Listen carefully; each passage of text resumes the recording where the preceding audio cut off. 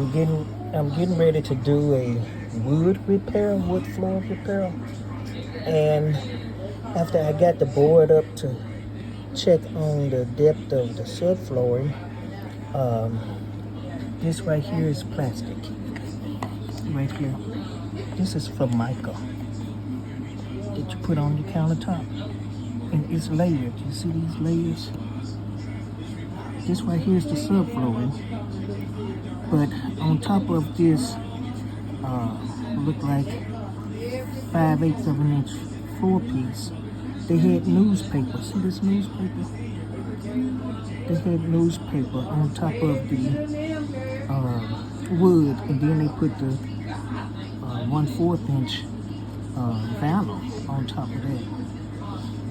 So this is going to be a full inch that I measured.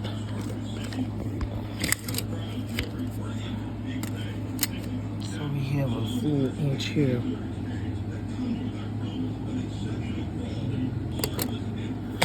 That's from here to here. And I looked at the joist at the bottom. So it's pretty sturdy. But this wood here, all of this is rotted out. And you can see the layers right here. All of this is layered. Then you have